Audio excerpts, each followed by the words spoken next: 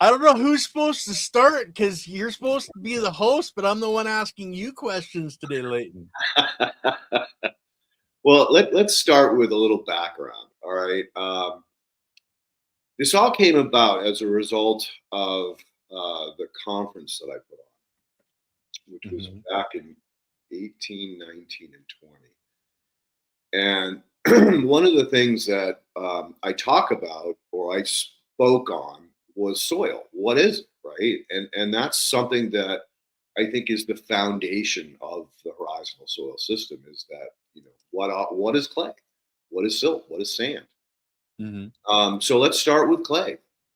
A lot of people hate clay, especially people that live, like in Southern California with our high clay soils. Um, they're very difficult to work with once they've become compacted. And the reason why is I want you to visualize a clay platelet looking very similar to a flying saucer. And you know what I should have done was gotten a whiteboard or something so I could draw it. But I think people have a good enough imagination. But think of it as a very, very thin um, platelet. And so, or thin flying saucer. So it's not very tall in the middle, like, some people visualize these flying discs. It's very thin. And it Mm-hmm. has what we call negative or positive charges around the outside edge of that circle. We assume it's like 100 parking spots, okay, where because it's magnetically charged, it can attract cations, which is some of your most important macronutrients, which is calcium, magnesium, and potassium, but also salt. And also there are some trace minerals that have a slight charge, positive or negative charge. So what happens when that clay platelet is in a healthy soil system? It stacks up because the outer rim is negatively or positively charged, and the center, top and bottom of that disc are negatively charged. So the clay platelet would stand, and then another one would stand on top of it because of those charges. During compaction, they're like this. And Mm-hmm. in most cases, overlaying, which makes it even more complicated. So if you draw 4 circles on a piece of paper, and then where those 4 circles, because they're solid, they can't really overlap. They butt into each other. But in the Right. center of those 4 circles, the next platelet stacks on top of it. Now, how are you ever going to get that to unstack? And the only way you can is through biological uh, properties. The biology have to get in there and start building biofilms underneath that center platelet to kind of jack it up. And eventually, over time, in a healthy soil system, especially when you have organic matter, dissolved organic matter working down in there, that helps to feed those bacteria. And they multiply like crazy and really push that thing up. Well, eventually it gets to a point where it's so far up and it probably starts to tip that boom, now it's attached. So you have that positive and negative charge working together to create a column. And it just keeps going up and up and up. And what happens between the upright and the flat ones is you have like a channel, a C channel. And basically the bacteria get in there and create those biofilms. And now you've got a solid column. So it's not easily compacted. Now, when you start to use synthetic fertilizers, what happens is that column collapses, or when you till, it collapses because you've knocked the thing over in scale. This is why regenerative farming is all about no tilling and obviously no synthetic fertilizers because Mm-hmm. that ruins tilth. We call when you can stick your hands down in the soil, we call that tilth. And as a matter of fact, Kyle Moot, who's going to be coming on sometime soon, he's in the process of getting some tests done both on the soil biology through Andy Marsh, but also a company called Nestle's Dublin, who does nutritional testing for food. And we're going to be able to compare it against a synthetically grown corn. So that's going to be really Oh, interesting. But after 3 years of using dissolved organic matter, so compost extracts, fish brew, and all non-synthetic fertilizers like fish hydrolysate. And he did some trace minerals a couple of times. And he has a few other like seaweed extracts or kelp meals. Now he has tilth, whereas before, when I first started working with him, you couldn't get your finger down even a quarter inch into the soil. It was just we Yeah. call. And now you can just bury your hand in there. And when I asked him, well, how does it feel? He goes, it feels great, and there's worms and everything else. So this is what happens. It does take time on commercial scale, and he doesn't deep till. He does a light disking in the spring, just to get some opening for the corn seed to drop in the but for the most part, he no longer, really tills like most commercial farms do. But after 3 years of synthetic free, he's got tilth. And so we know that during that, those clay platelets are standing up and stacking up. And now, anytime it rains, that water's going down into the soil and filling up those aggregates like little sponges. So it really is the key, both to fertility, because those clay platelets hold on to those nutrients. They're not allowed to wash away. They're not mobile. And the only way they can come off those clay platelets is through biological forces like bacteria or root exudates leaking in the area of the clay platelet. And that's when the plant can really take control of the bank account, so to say. Yeah. So imagine you had 100 places around the outside edge of that. And obviously, you have 2 places on the top and bottom, which will attract anions. And so, say, in an ideal world, one of the things I do when I do testing is I look for a saturated paste test, and I look for the percentage. And ideal percentage is 70-75% calcium, 18 to 20% magnesium, and 8 to 10 parts potassium.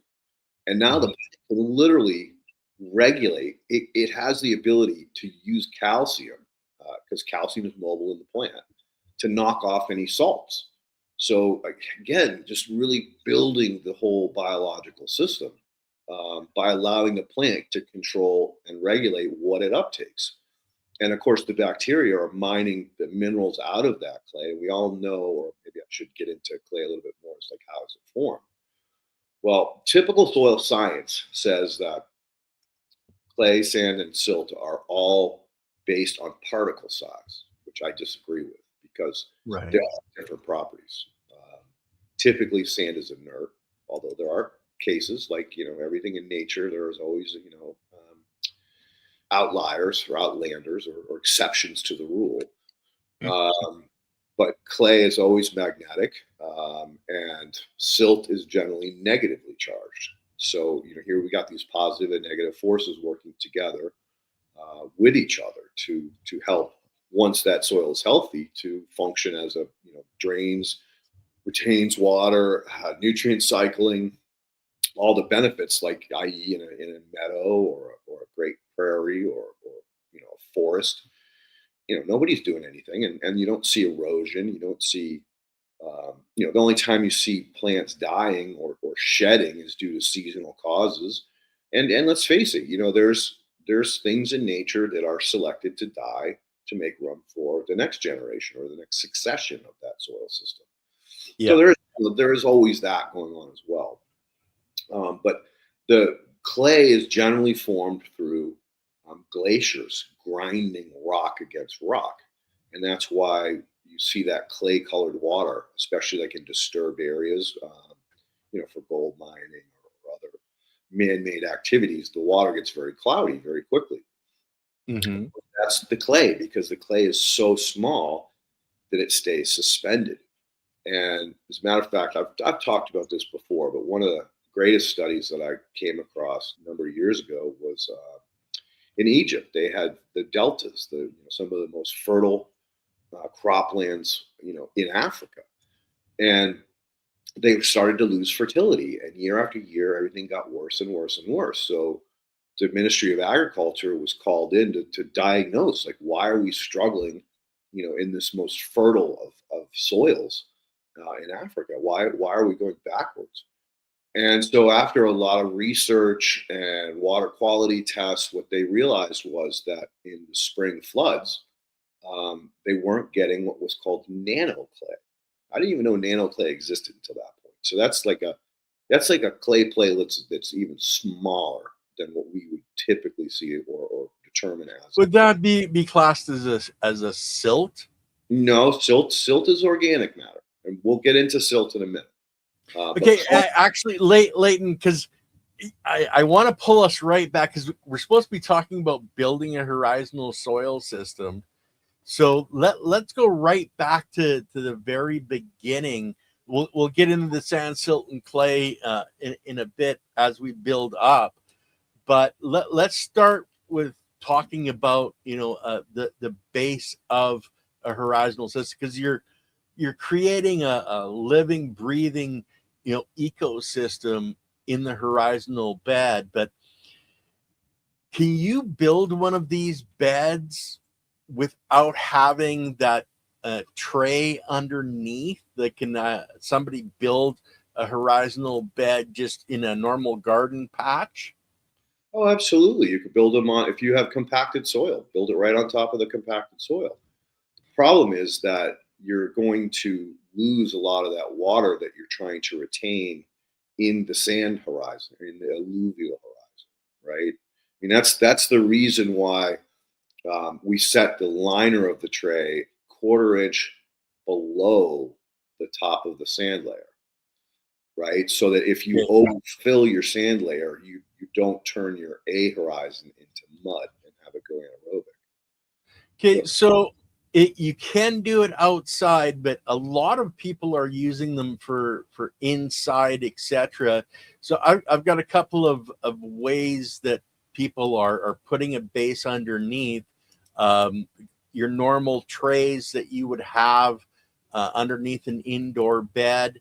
Uh, would somebody, like, if they wanted to build their own just out of wood, would something like a rubber coating work for making it waterproof? Yeah, the only thing I'd be concerned about is that rubber coating gassing off or volatilizing the Mhm. actual components of it. I typically tell people, hey, go to Home Depot and get there's a plastic fabric that's used behind tiles, or go to a rubber roofer and ask for scraps, because we know those are going to last for a long, long time. Where the coatings can be, questionable, and more so because they're liquid. After a period of time sitting in water, they may actually degrade. And Right. this is something about the horizontal soil system, is you don't want to do this twice. You Yeah, you don't want to rip it all out. So, like, how about pond liners? Sure, Ghetto heavy is saying pond pond liners liners. are fine. And again, like when during the manufacturing process of these fabrics, they get a chance to gas off. They get a chance to cure, so to say. So again, Mhm. it's I'd rather see you in a fabric than in a paint on coating. Okay. Does that make sense?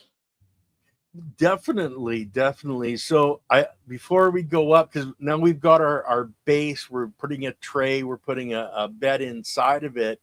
Let's talk about the drain, because you mentioned a little bit earlier that you never want to have the water come up past your rock and sand layer in the bottom, or your E horizon.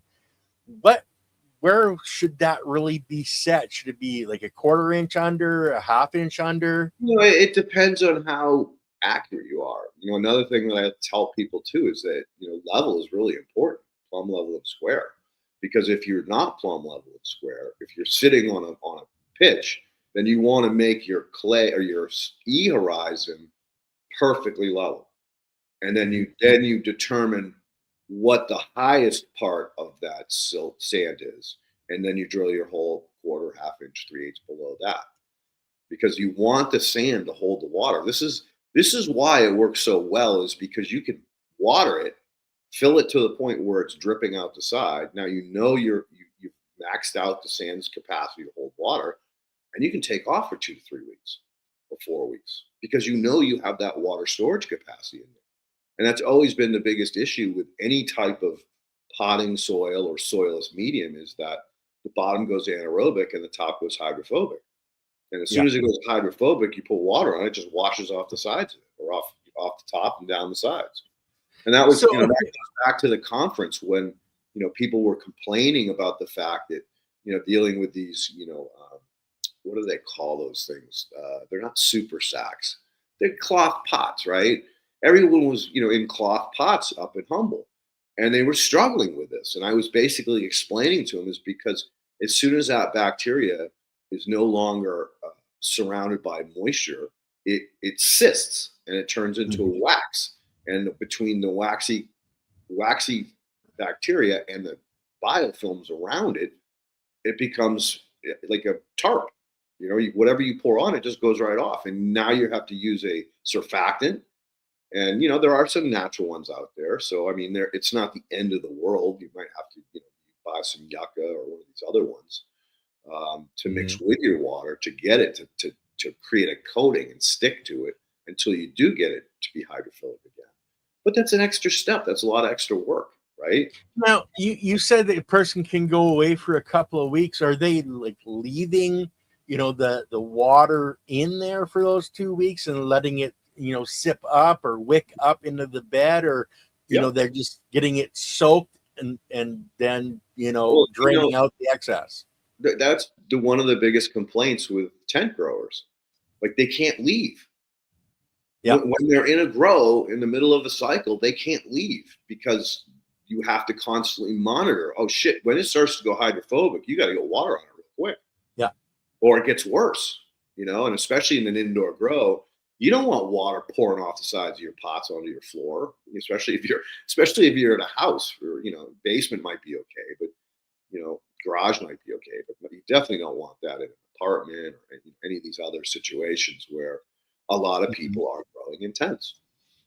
Yes, definitely. And, it's really, being able to take a 2 week vacation, away and know that your plant's going to be fine, is something that most growers would, well, they dream of that. That's like, I dream of genie. It's like, oh my God, that is possible. And with your system, you created it so that it can be possible. But the other question I had is, or at this layer, can we set it up? Because you are really into aquaponics, or that was your foundation for starting all this. Could this be set up to run in an aquaponic system with fish in that bottom layer, and you always keep it flooded?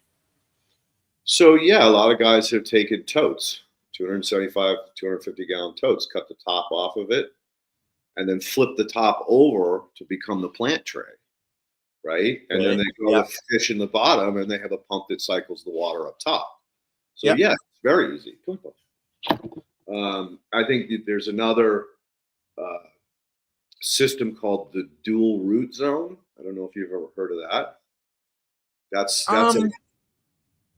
That was brought to America by an Australian gentleman who came over and met with a woman named Sylvia Bernstein, who was a mentor, very much a enthusiast for aquaculture and aquaponics. She ran classes in, I believe it was Colorado, many years ago. And so this guy wanted to tell her about his dual root zone. And it's kind of like a spin-off to some degree of a what's called a horizontal soil system, because you're basically flooding the bottom of the pot, and then what happens is you have a little siphon ball valve or bell valve that drains once it gets to a certain level, so you're not keeping it's underwater the whole time. And anyway, so this Australian cat brought it over and was talking to Sylvia Bernstein about it, and then one of her students caught wind of it and then ran with it, basically claimed it as its own. And I won't name that person because to this day that person still badmouthed me for reasons that are lies. But anyway, it doesn't matter. Yeah. Jealousy, whatever. So anyway, that's another type of version of this, where you put all your plants in pots on a tray and you flood it and then you drain it, flood and drain. And that's basically, getting a similar situation because the pots are never allowed to just sit in water. And generally speaking, that they're using a potting soil. And this is going to help prevent that potting soil from going hydrophobic, right? Okay, so they're using just they're not creating an actual ecosystem. They're just using like a super soil and Yep. keeping it moist so it doesn't go hydrophobic. Right on, perpetual. Yeah, Anyway, I wasn't gonna bring it up either, but So yeah, well, because I've done flooded drain. I've ran the bell siphons. I hated bell siphons in a hydro or an aquaponic system. I could, only get them to work so long, and then they'd always have a problem. So I like to run it just naturally, the water just flowing as like a deep water culture. But I just wanted to, because some people take aquaponics and they have it with their plants, and then I've seen people that separate it as an aquaculture and then use that water to water their plant. So they've separated the two. So in your system, you could actually do either or. You could just, because we want to keep it as a sip system and not have too much water coming from the top. So you could really, run both types as a pure aquaponics as your base, or just feeding it, fish water. so the other thing about SIPs that make me very nervous is because they don't have that mineral in the water, um, they can go anaerobic very quickly. Mm-hmm. And so I've never, and then if you get a plume of, non-beneficial bacteria or anaerobes or even facultatives, you can get in trouble real quick. I mean, there was a guy that I worked with years ago who was doing a giant commercial grow, and they were all SIPs, and they got a bug infestation. They Mm-hmm. had to tear the whole freaking commercial grow out and start over because you couldn't get rid of them. They would burrow their way up into the SIP and set up shop, and you'd poison them, but they'd come right back. And so it was a disaster for that grow. And I think that grow went out of business after they, because you can't take a hit like that. You can't take a couple $1 million hit and bounce back.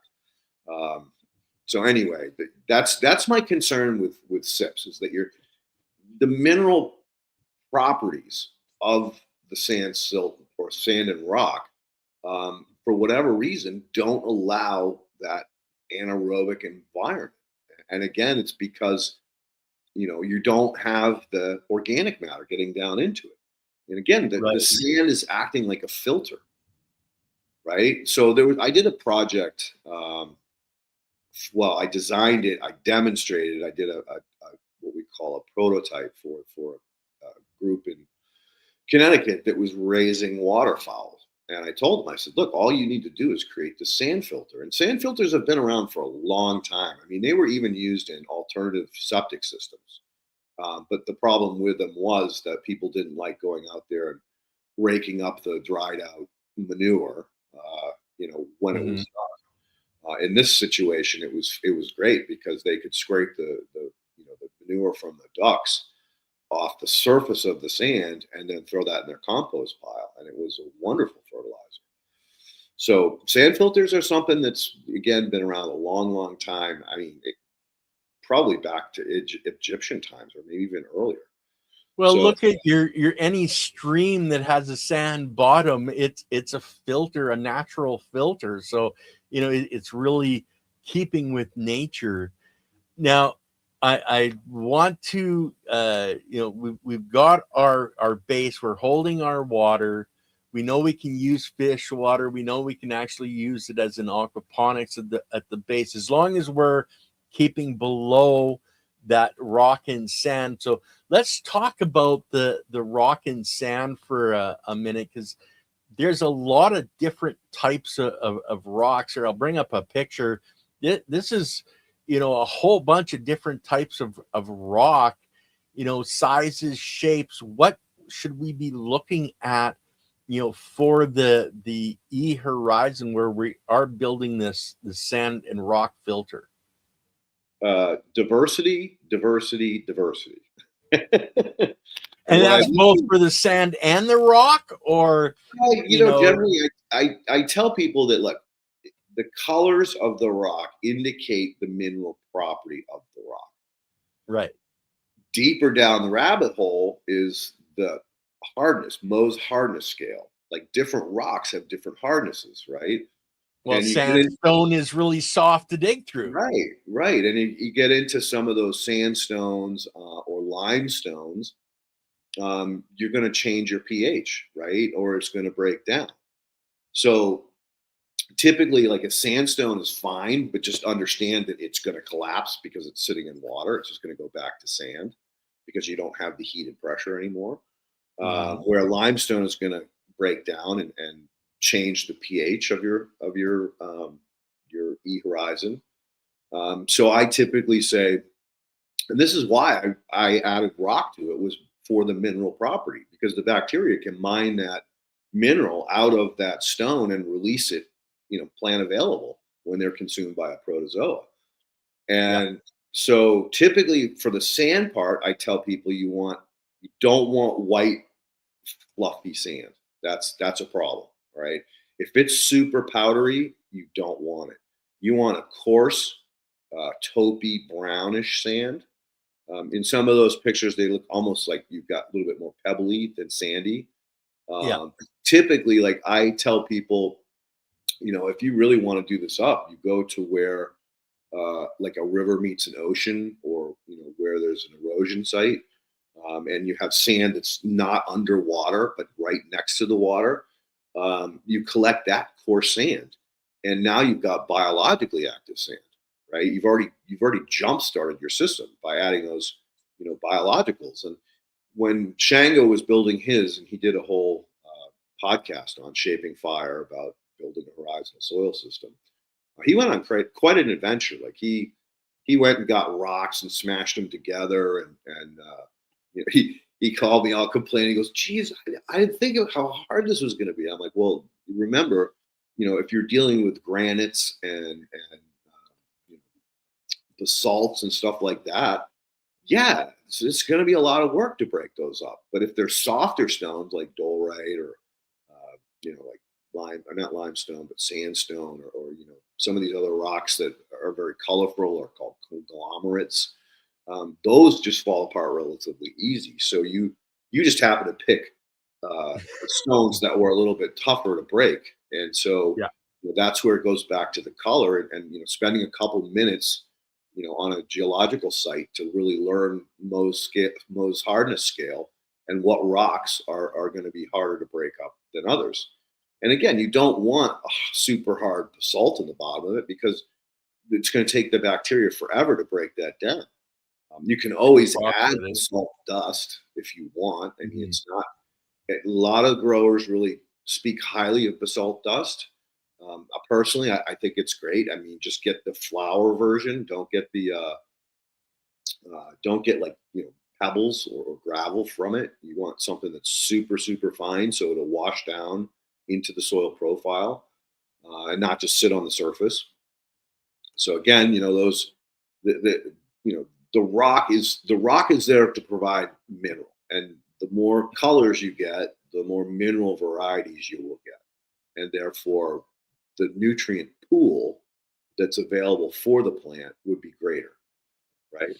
Now you mentioned the acidity, and now I know people that have went out and they're looking for rocks for their garden, and they'll pour vinegar on the rocks and see if there is a reaction. Is that something that you would tell people to do when they're searching for rocks? Like, I live in the middle of well, not the middle of Canada, but not close to the ocean, and my rocks here are going to be different from someone that is on the coast. Is that something you would recommend, is doing like an acid wash with the vinegar? Well, it can't hurt, because generally what's going to react is the calcium, right? That's going to be in your limestones. So if you're in an area like Tennessee or Nebraska or some of these other places, Virginia, that do have a lot of limestone, then that would be a very good idea to protect yourself from really screwing your pH up. Because again, you don't want to pull this apart. So Yeah. an extra step is encouraged by all means. If you're living in a more mountainous or volcanic area, then you have less of a concern for having a limestone in the mix, especially if you're going to a riverbed. Remember those rocks. Think of them as the knot in a tree, right? Whenever you split a wood and you know you hit a knot, man, or cut a board and you hit that knot and the blade starts smoking and screaming. That's because Yep. the knot is the hardest part of that wood. Well, those rocks are the knots of the bigger rock. So again, that's why when Shango was struggling and breaking his rocks up was because he was breaking knots up. Well, So and that's a good point, is the size of the rocks, because like he was breaking them up to make them a smaller size. So what's a good size, would you say, for that, E horizon, well, for those again, rocks? the E horizon is based on a unit of measurement called 124. So Okay. the depth is, if you're 24 inches, right? Uh, one part of 7 divided by 20, call it 28. 7 divided by 28 is 3, correct? No. Don't ask me to do math live on air, Leighton. Come on. Anyway, so if your E horizon, typically most people use 18-inch pots, right? And so, or let's call them 21. Um, your E horizon would be 3 inches, right? Because that's 7 divided by 21 is 3 inches. Your A horizon is going to be 2 parts. So that means it's going to be 6 inches deep, right? And your O horizon is going to be 4 parts. So 4 times 3 is 12. And that will round out to 21 inches deep. Okay, so Right? that was 264? No, 1, 2, 4. 124. Okay. So whatever your depth of your pot is divided by 7, and the E horizon is 1 part, the A horizon is 2 parts, and the O horizon is 4 parts. Okay. And Whatever. you have to think about your base, your tray or whatever you built your Yep. base out of, to make sure that you're keeping that E horizon at the right level in your pot as well, or your water tray. Again, if you go with a taller tray, you can just drill holes at that right level. Or if you use rubber, you can kind of fold it down at certain points so that it's at that correct level. Um, so all these things need to be taken into consideration when you're building it. And again, the biggest piece is level, right? Because so many people are nothing's really perfectly level, right? Unless you're on a marble floor. So again, the way you compensate for that is you have a taller tray and you level your sand so that your beginning part, your 1 part, is the lowest point, right, or the highest point. And then you're using the sand to fill in the low parts so that sand becomes perfectly level. And now your tray could be 6, 8 inches tall. It doesn't matter. You just got to drill that hole quarter inch to half inch below the height of the level sand at any one place. And that makes a lot of sense, because you never want that water to come up into the next horizon, to make it anaerobic. So that makes it a lot simpler for people, because people are going to use different materials. They're going to build them in different ways, whether it's out of concrete as the base, and to know that they have to stay that particular level down, so they never have a problem. Like, we'll talk about the sand now. You said chorus sand, and somebody was asking, it's best to get it from like a river or a floodplain. but like I'm not close to either of those. So can I go to like I have a concrete plant really close, and they have sand. You know, am I looking for coarse sand, fine sand at Never the fine. level? Never fine. Always Never coarse sand. fine. You want airspace or pocket space between the sand grains. That's why you Okay. don't want the white powdery sand.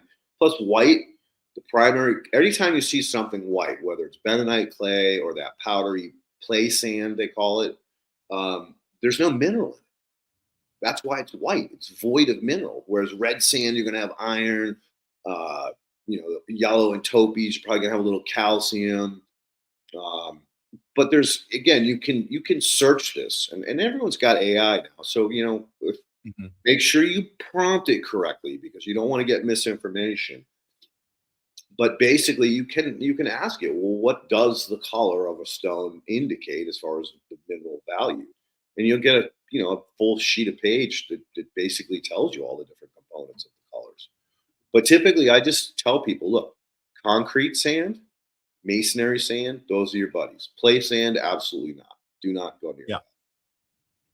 Okay, so like if you're going out to say, you live in Hawaii, you're going down to the beach, that sand is pretty much washed out, or is that a good sand? Like I know we had oh geez, Cass Gilmore on, and for what they're growing, they're taking beach sand to put into their beds for the cranberries. you know where's the cutoff on that type of sand? So the beach sand, people get concerned that it's going to have too much salt in it. But the reality, the fact is that that's more of like a C90 salt. So it's got a lot of mineral in it that's bound into the salt itself. The bad kind of salt is salt-based fertilizers. That's a different type of salt. So, not all salts are created equal, just like not all sands or rough stones are created equal. And Hmm. and let's back it up too, because this is a really important. These are two really important components of the E horizon that we need to talk about. Number one, do not use smooth stone. Smooth stones, the bacteria can't form a pocket and biofilm. And Hmm. so it takes them forever to get established on a smooth stone. Like look at your marble countertops or granite countertops. They're polished for a reason, or they're brushed, and the brushing does a similar thing. It creates a very hard surface coating that doesn't let the bacteria move into the stone and cause problems for you, and cleaning problems. So that's why you use polish. So never polished, always crushed or ground, sharp, jagged edges. Um, Hmm. that's really important, and that was one of the reasons why Shango was smashing his rocks, because he was collecting these round rocks on the shoreline because there were so many different colors. And again, not realizing they were knots, and then worse yet, they were round, so he had to smash them because I told him, Yeah. do not use round stones in the E horizon. They'll be of no value. So there's that piece, and then another piece was years ago. I was supposed to be a consultant on a horizontal build, commercial scale, and I was cut out. I don't know exactly why, whether again it was ego or whatever. But bottom line was, this person who's very well known and well spoken in the cannabis industry or world, decided he was going to create a version of the horizontal soil system similar to hugelkultur. And he actually buried logs in the sand. And when I saw his post, I'm like, dude, tear that out, man. Don't do that. Get those logs the hell out of the sand. You're gonna go anaerobic. You're defeating the purpose of the sand filter. You want to add logs? No problem. In your A or your E is not a problem. But Yeah. do not get any organic matter down in your E horizon, or it's going to go anaerobic. Well, guess what happened? It went anaerobic, of Went course. anaerobic. I got friggin' thrown under the bus, told that the system doesn't work and it fails. And this was after I freaking posted on his post, get those logs out. Do not put them in the horizon. And so, again, people, it's fine you want to modify it. Tom modified his. He added more organic matter to his A horizon because he was having a problem with pH, and it wasn't affecting his yields, but it was affecting something he didn't like. The leaf, the big fan leaves had spots on them, and he didn't like them. So he's a perfectionist, and I deeply respect that. I mean, I'm all about doing it right. So, needless to say, there are ways to modify this. If you want to add your own spin to it, but the one thing you do not want to modify is that E horizon. You want rock of different color, and you want coarse sand. As long as you do that, as long as you wash the sand in, trowel it, pack it, tamp it, get it as tight as you possibly can, you'll be fine. Well, and that's the next point I wanted to make, because I've watched you, build one of these systems, and like there's one on the Future Cannabis Project, and of course Shango, etc. But packing that sand in and watering it in, is a must do to have this work. And you want to actually literally pack it in so tight and fill it up with so much water that you literally have puddles on top to know that it's done properly. Yeah, I mean, that's definitely, you don't have to make puddles. You don't have to go that far. You'll know when you've got it right. But the key is just to get all of those jagged rocks, make sure there's no pockets between them, and that's why you water it and trowel it. Are you okay, Paul? Oh boy. Got something in the back of her throat? Yeah, I think so. I think he ate a piece of grass. All right, do you need to throw up? Well, at least he's not going to throw up in my lap. Anyway. Well, that's probably a good thing live on the air, Might be worth a laugh. Anyway. Anyway, yeah, that's the key is you got to make sure that there are no voids. There's no pockets down in there. Okay, now we add biology. Are we, when we're soaking that down, should we be adding that biology at that layer? Because I know you recommend fish brew. That's where we want to add that layer. So what I recommend is spritz, right? You want it to look like a glazed donut. So you just mist it with a Johnson sprayer, Hudson sprayer, a little hand bottle sprayer. It doesn't matter. You just want to glaze it over. And I definitely recommend that if you're doing what we call lifts. So anything over 6 inches of soil is called a lift. So you want to spritz the E just because you can. But when you come to the A horizon, you want to spritz it once, and then potentially 2 or 3 times or 4 times on your O horizon. Because what I learned in building these soil profiles for high-end landscapers was that the best way to jumpstart them was to do it in lifts and then apply it. And typically, like on these giant commercial park renovations, that's what they do. They put 6 inches down, they bulldoze it in. They usually have low ground pressure tracks on the skid steers, but they do it in a 6-inch lift, and then they water it, and then they do another 6-inch lift and water it. So basically, they're again trying to create something that's not going to have air pockets or sink or settle on them after they install it. And ironically, this blew my mind. I was doing 266 Michigan Ave, New Canaan, and we were wrapping up the job. It was winter, or pushing late December, really getting into the heart of winter.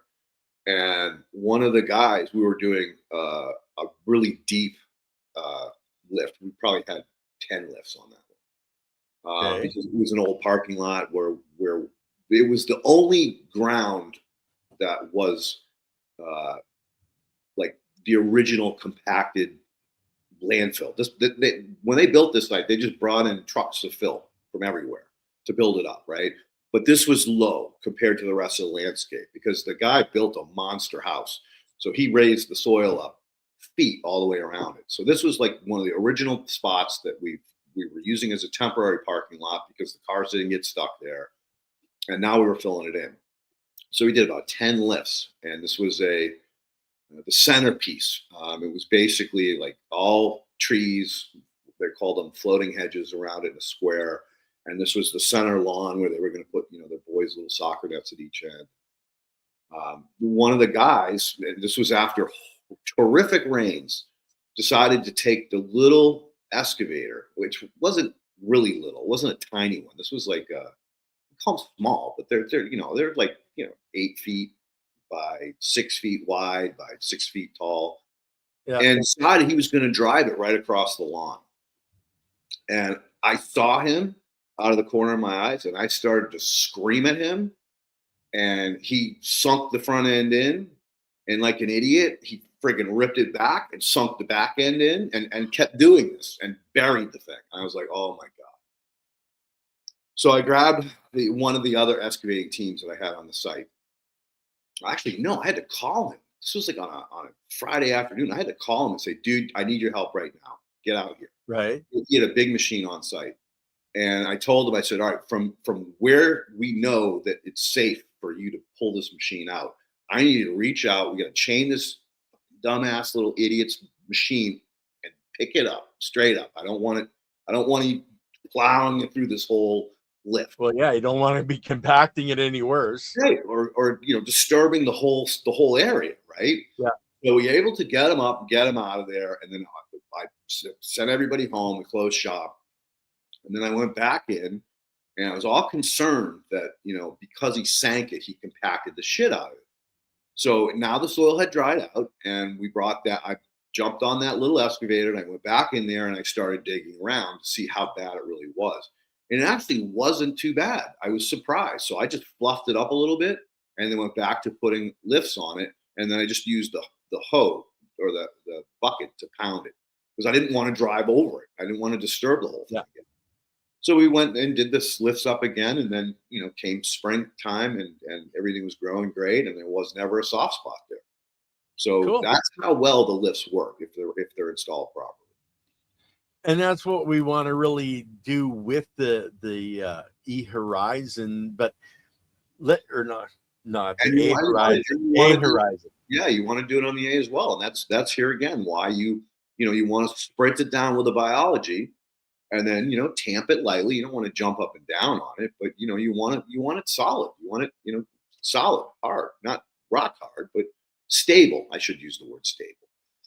Okay. And that's one of the reasons, you use a concrete trowel to get it nice and smooth before you build your next layer.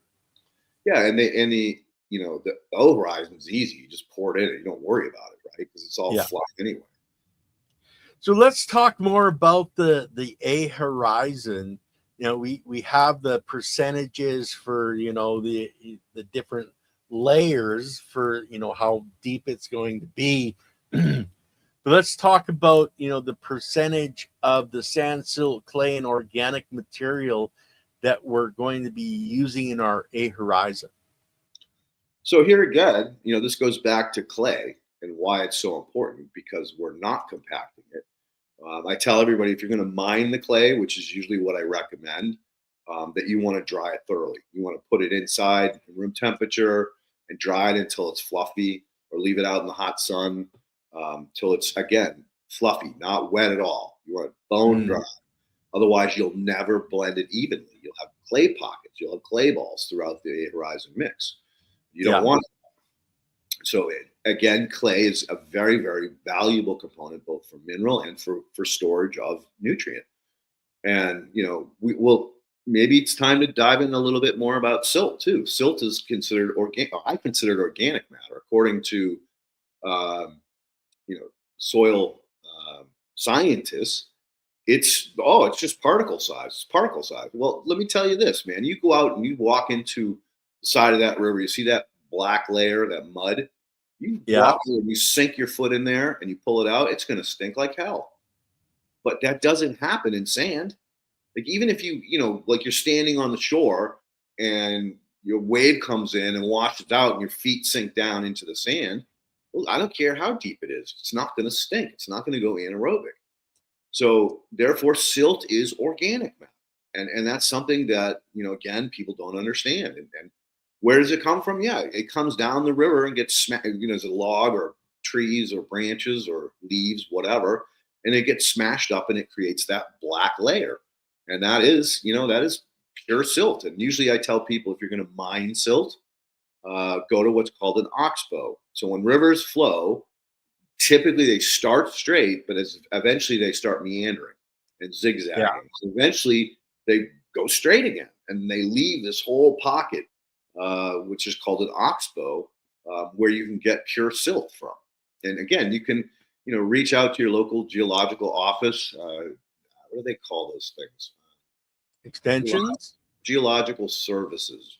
And you can find mines. You can find all cool shit from these guys. Like, oh, there was a soapstone mine over there. Or there was a quartz mine over here.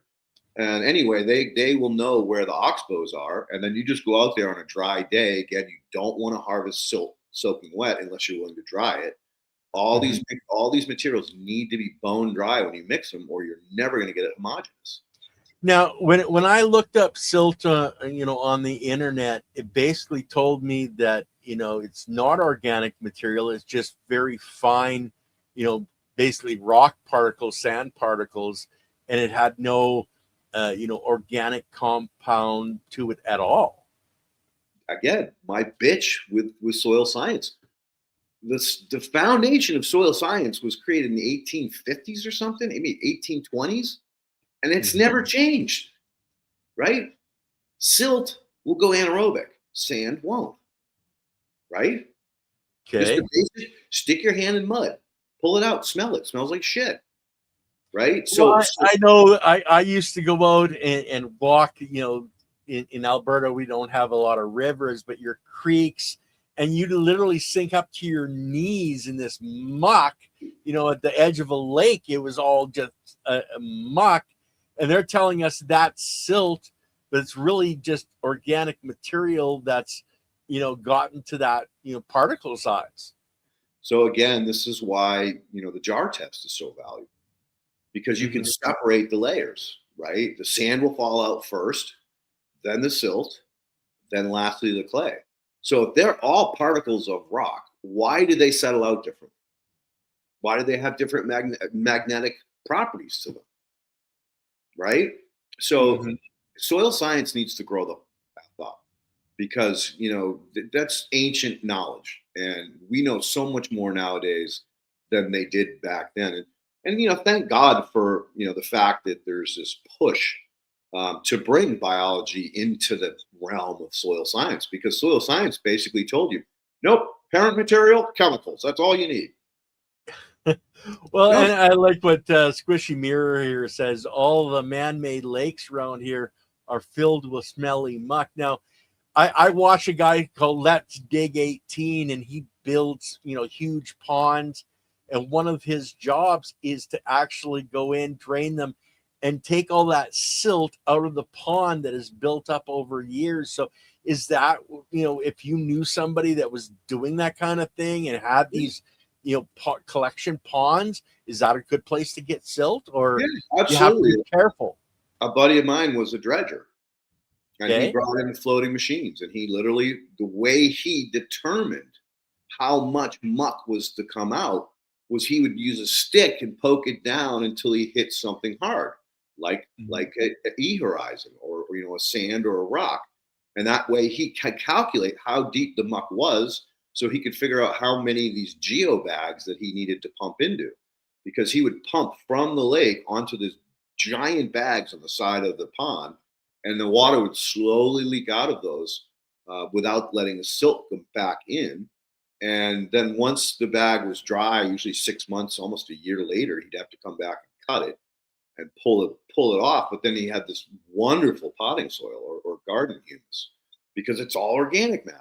How is that fucking rock? Excuse me. How is that rock? Right? Exactly. I agree with you 150%. They just don't want to change the manuals, the books, and all of that to reflect the truth now, because like you said, it's from the 1800s and we're still dealing with what they thought back then. But it's good that people are listening now to you explain this, and it makes that much more logical sense. So let's get out of the silt. We know we can get it. I can go out to a slough or the side of a river, a healthy lake, and I can get this muck, dry it out, and use that as my silt. But we are also putting in the clay. Now, at the very beginning of the show, we talked about clay, a bit, but let's go more for this specific purpose of building the A Horizon. It's multiple different colors of clay. Now, some people would think all clay is the same, but say you have a red clay and a brown clay. Can you explain some of the differences, or should we be looking for all kinds of different clays in our local environment? Did you flag Perpetual's last question on the perched water system, water table? Let's see. There's a little question mark next to it. Is that you?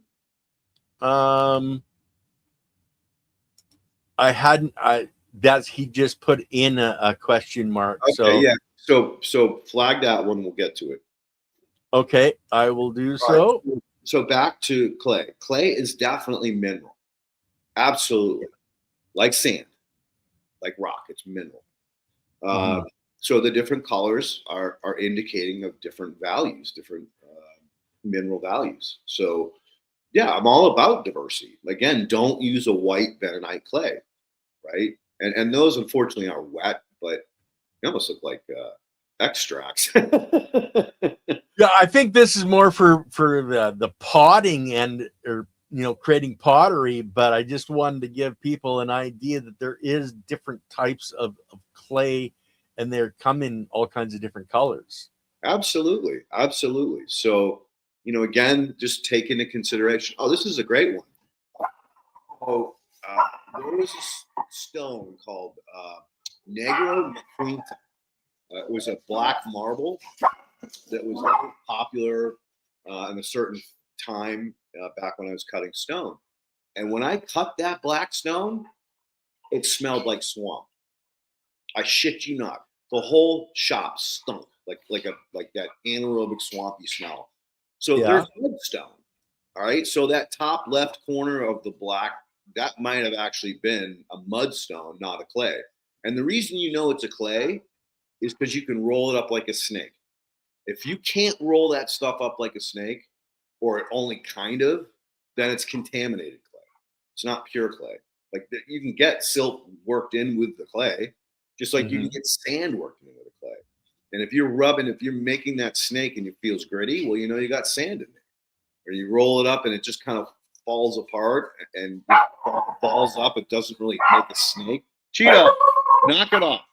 Sorry, guys. There's nothing. I can't mute myself. Hey, knock it off. Don't get pissed at me. He's giving you attitude, Leighton. You're giving him attitude. Totally. He's a Chihuahua, man. I swear they're crazy little dogs. Poe is so much different than he is. But anyway, so again, the goal is to find the purest clay you can. And if you go along a riverbank, you will see big clumps of clay. And generally they'll be colored.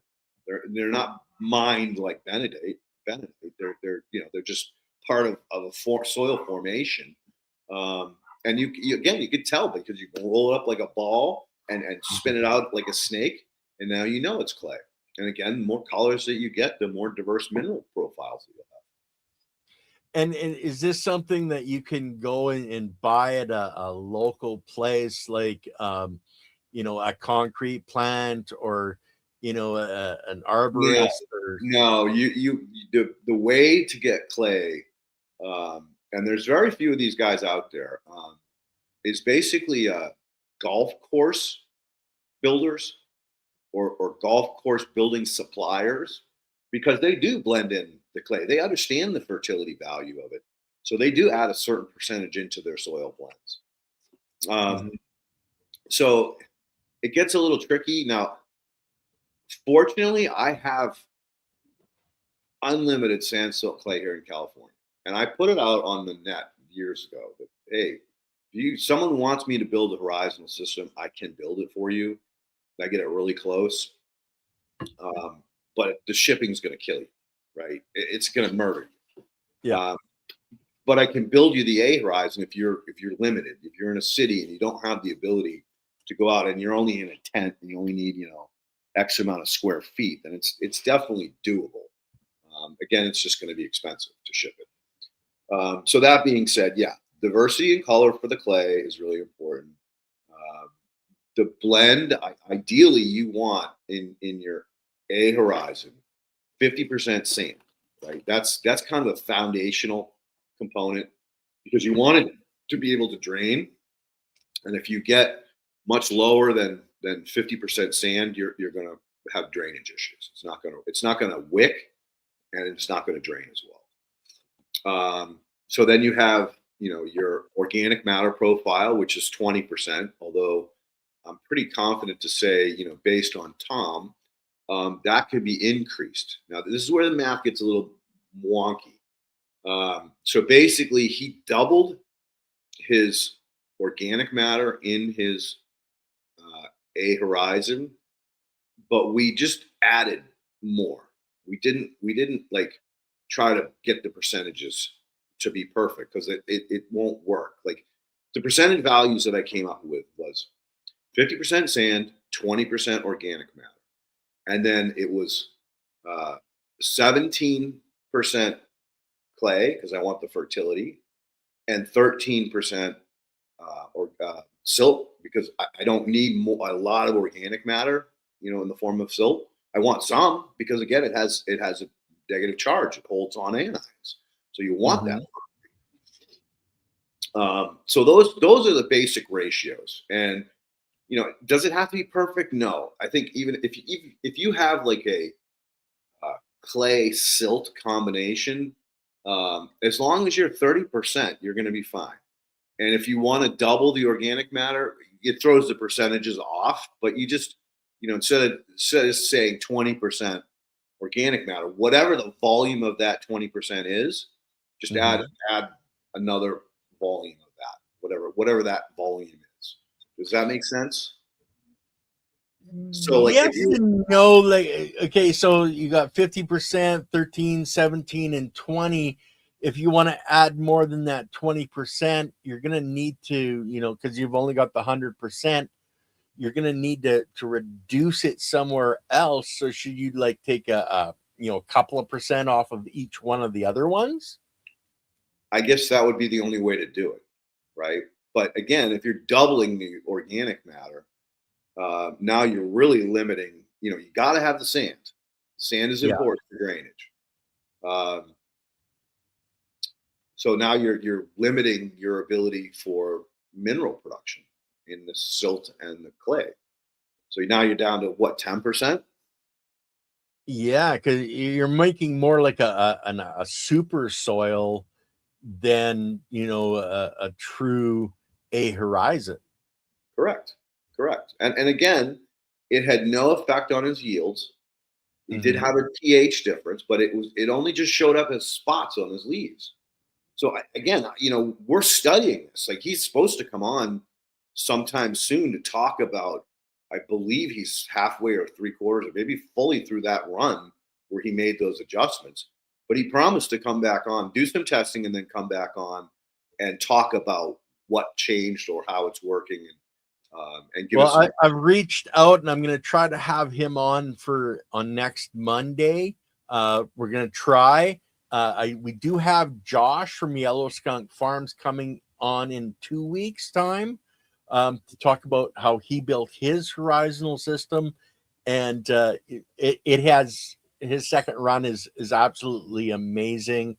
His turtles, they're doing great, but if we're changing these percentages in some ways, yes, it's working for Tom, but we could end up having situations further down the line that that's where the experimentation comes in. But we've mentioned a few times or had a few shows with people doing biochar, and I know Dirt Right, who we had on a little while ago in his system, he put in a lot of the biochar. Is this something that, that it's really newer than from when you built this originally? Would you want to put that biochar in, as a percentage, or would you want to add it in to your organic matter layer? I would add it into the organic matter, to be honest with you. I mean, yeah, it's great for biology to set up shop on it. But again, at the end of the day, you want it in the root zone, not like, not that the roots aren't going to get down to the A, but bottom line is the top 8 inches is where most of the magic happens. Yeah. The vast majority of the magic happens in that top 8 inches. So if you want to add biochar, I would add it into the Horizon. It's long-term carbon, right? I like short-term carbon. I like dissolved organic matter. That is a dissolved organic carbon. That's the chocolate water. I actually have a bottle of it right over there, but I'm not going to bother. Josh wanted to tell us it's his 4th run in his system, by the way. Yeah, looking forward to catching up with you again, buddy, when you come on. But anyway, back to the question. So biochar, yeah, in the Horizon for sure. And I would, if I'm a first time going about this, I would stick to the original formula because I've had no complaints whatsoever until Tom ran into that spot. And again, it didn't affect the yield, it didn't affect the quality, it just affected the plant in a weird way. And his pH was a little bit lower than it was supposed to be in that Horizon. But that could be due to the cultivar. I don't know. There's a lot of questions involved there, and we'll know more when we get him on the show. But again, give him time to get all those testing in and make sure that he's through his run. So we will have good information to share. Okay, perfect. Now, what's my and guys, I actually wrote down a whole bunch of questions to try to go through, this on a step by step. We've talked about silt, we've talked about the sand, we've talked about the clay, the organic matter. Now, a lot of people, and like we just mentioned this as a super soil, but the organic matter that we're putting into that Horizon, can it just be straight compost, or we want to build a super soil? I recommend I like either super chunky compost. I don't want fine compost. I want super chunky. I want pieces of chips and not fresh chips. Fresh chips will steal nitrogen. You don't want to use those. But really good chunky compost, yeah, you could use that whole thing, or you can add some core. I'm a big fan of core. I love cocoa core, especially if it's from agro cocoa. Cleaned and washed, yes. Yeah, he does not grow in brackish water.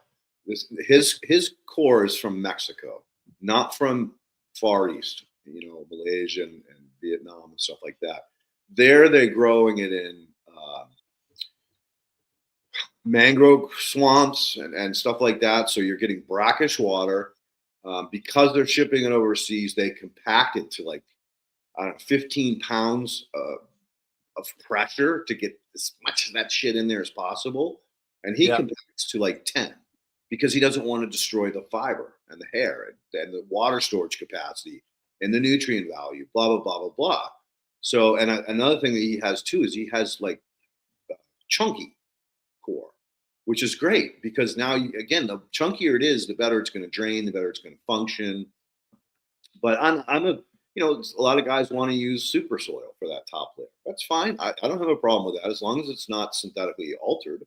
If it's a true super soil that's being made as a regenerative approach, they're using mineral powders and rock dust and stuff like that. That's fine. That's good. I'm not a big fan of peat moss because of the destruction of the peat bogs. Although there is that cat where is he from? Minnesota, New Age. He's been on the show. He has some kind of super peat that he gets that's so biologically active. The cell saviors and soil saviors. He's actually that's sphagnum peat moss, actually out of northern Alberta. and they only take so much because it grows back. It's still alive. It's the dead peat bogs that are being mined that can't come back. That is really, devastating. Our aquifer. He said it wasn't sphagnum. It was something different, and it was not out in Canada. It was in the U.S. We're gonna get. Yeah, we gotta get. I'll have to get. I know Will reached out to me, and he's the one actually putting these formulas together. And he's the one that told me it's coming. That component is coming out of northern Canada. But yeah, Pat Militich, we'll get him back on soon too, because they've got a lot of new products that they actually have gotten online and people are able to buy now. But I thought, because I've microscoped peat, there's no biology. There's bacteria, but that's it.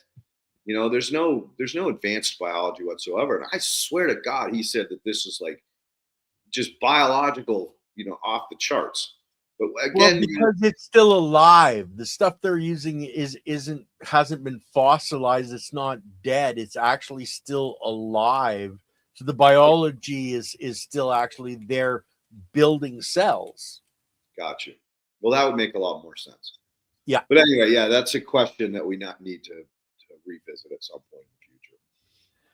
So I want to still stay with the E. If somebody was mentioning they wanted us to go over the layers again, it's the E horizon, the A horizon, and the O horizon is what we're focused on, correct? Yep. I didn't miss one, right? No. Yeah. Well, unless you call a living mulch, like what we call, that could be considered a layer. I mean, that creates microclimates with the cover crops. So that we haven't got up to that layer yet. So right.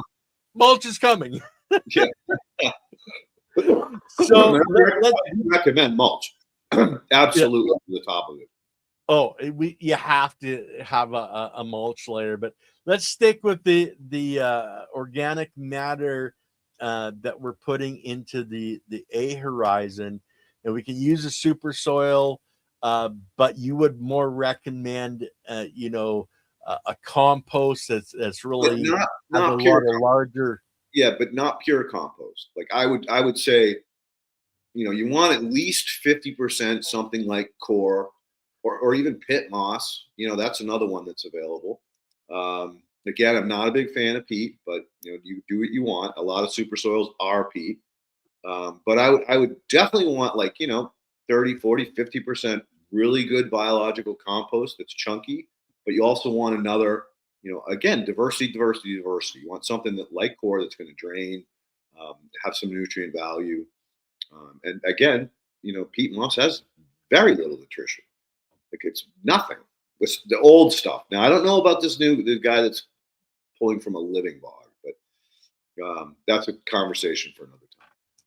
Yeah, it's somebody wanted me to put up the image here. All you got to do is search. Just Google soil horizons. Oh, I've got it here. I believe me.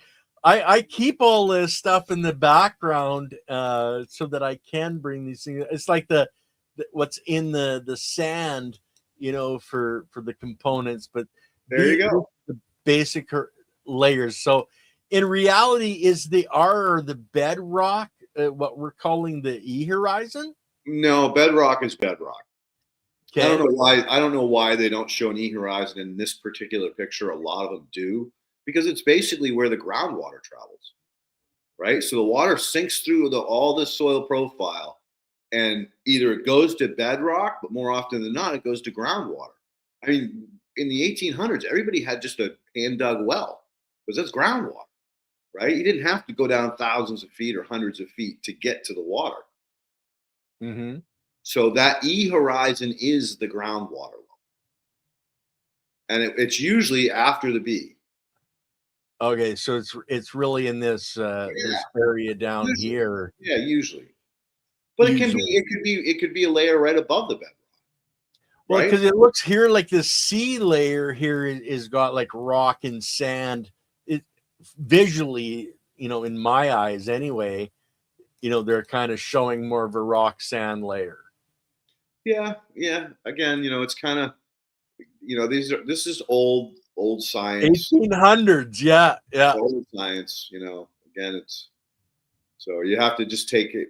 I mean, if you search horizons, you're going to see a lot of them. Oh, Typically, the page is yeah. full, and they're all going to show something different. But anyway, so the E represents, an alluvial layer. That's what the E stands for. A and Okay. B just mean A and B, and O stands for organic matter. And as you noticed on that picture, the organic matter was very small. It's very, because that's nature, right? Nature just drops leaves, and those leaves and sticks and twigs get gobbled up by the biology and fed to the plant. So Yeah. typically in a nature, your O is going to be very small. Now you move into the prairies that haven't been tilled or destroyed, and that friggin' O layer can be huge. It can be, feet deep. Yeah. So, because every time the plants grow during the summer and then they fall over because of the snow, they're just getting slowly converted. They are pure O, they're pure organic matter. And so, that's why the central southwest was so fertile. I mean, there's pictures of guys on horseback in the 20s, and all you can see is their shoulder and their heads. That's how tall the prairie grasses were growing. That's why it was so capable of pulling water out of the air. Even though it was arid and dry, the tree, the actual little stalks of grass were harvesting water out of the friggin' atmosphere. And now you go in there and the humidity is like single digits. Back then it was probably double digits, but it was still very low. But because of that amount of plant growth, it was able to function very, very well. And then when we tilled it, it was super fertile for the first years until it hit dust bowl time. Yeah. Well, because people don't understand that plants are actually breathing out of their stomata, and they're drawing that moisture in, because the moisture is in the air, and then it's being held there and re-released and then brought back in. It's a bloody cycle. Dude, think of them as little magnets. Like, you should see some of the water harvesting techniques they're coming up with nowadays. They put like a Yeah. small charge in these nets, and it Yep. literally pulls the humidity out. So those plants had little charges to them. They did Yep. little electrical charges that sucked in those water molecules. Well, Anyway, and that's a there's whole yeah. hole. But we could talk about that another day, because fog harvesting and all kinds of stuff. But that's Even in deserts, dude. In yeah. deserts, you can do it. Yep. So we basically covered the components that are going in our A horizon. Let's talk about mixing them. Every single one of these, whether it's the sand, the silt, the clay, the organic material, you want that 100% dried out before you Well, mix organic matter, no, doesn't matter. it. No? Organic matter can be moist. We don't want the organic matter hydrophobic, right? Okay. It should be moist. Like, I don't want to be able to make a mud ball out of it, but you basically want that organic matter to have the clay and the silt and the sand stick to it, because now you're building a perfect system for the bacteria to have clay, sand, and silt right in their organic matter. And we're putting it in as layers. So I wanted to talk about how to mix it, because we've got our percentages. We've got 30% sand, etc. You can put it in a 5-gallon bucket and go, okay, 30% is so many buckets, and etc. But we're drying these materials out, and I know silk can be extremely fluffy. Would it be better to, when we're measuring it, to do it by weight instead of by volume of 5-gallon buckets? High volume, because sand will overthrow everything, and you'll never get enough organic matter because it's so light. So that's why it's got to be by volume, and you got to mix it thoroughly so it's homogeneous. You should see no color or variation in the A when it's done. People have used cement mixers, mortar mixers, 5-gallon buckets with a paint mixer. any of these things will work. And again, you just, do your volume measurements and your percentages, and then mix them thoroughly so it looks uniform.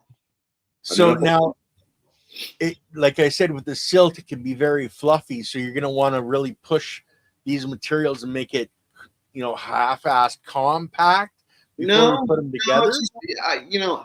I don't like to compact any of the materials. I just want to pour them in. I mean, I might push a little bit, but I'm not going to pack it by any means. Again, it's the volume that matters, not the weight. And if you start packing it, you're creating more weight. Okay, because like a lot of people have made major errors in putting these together, and I want to try to clear those, errors up as much as possible. And one of the other things, and I was going to mention it earlier, in the transition from the E to the A, some people have put in the cloth. Now, like a weed barrier, and is that a no-no?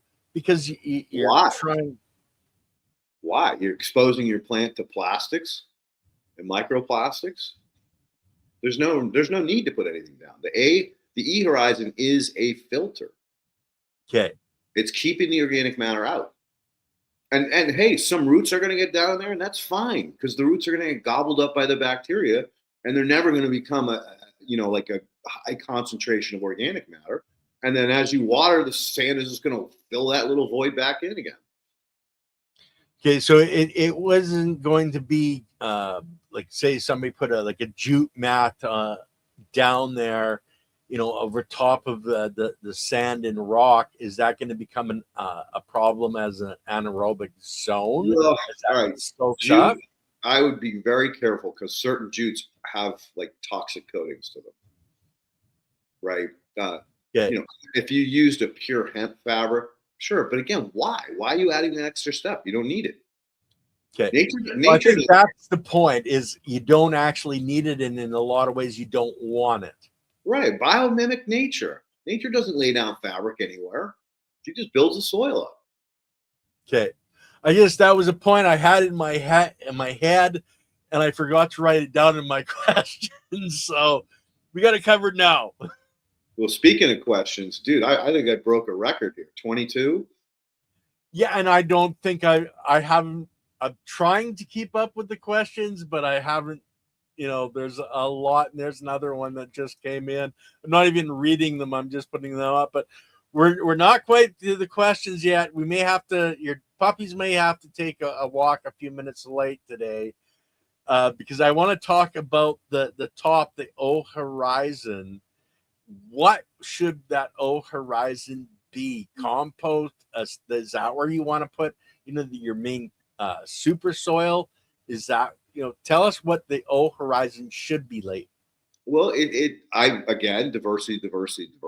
I think it should be 20 or 30 to 50% compost. I think it should be 20%, core, 30% super soil. It's really up to the people. I mean, a lot of people just use pure super soil at that point for the O horizon, and that's fine too, as long as it's not been killed or fertilized with synthetic fertilizer, salt-based fertilizers. You'll be fine. And again, diversity, just all of this, diversity. The more diverse it is, the better off you're going to be. Now, for anybody that doesn't or hasn't heard the term super soil, basically it's a pre-made soil where you're throwing in, everything into it, and the kitchen sink beside. So your rock dusts, your green sands, all the different nutrients that you can possibly think of, you're throwing in there. And I want to point out, if you're building your own super soil, or even if you're buying it, or you use it, compost it for 30 days so that it's really truly biologically active, before you're using it. Because if you're just throwing it on, and you can have a lot of problems. You can have a lot of fungus gnats come out, etc. Where if you compost it properly for 30 days, you're not going to have so much of these problems. Agreed. It's called cooking it down. and search build my own super soil and watch as many as you can, because there is, a lot of misinformation out there.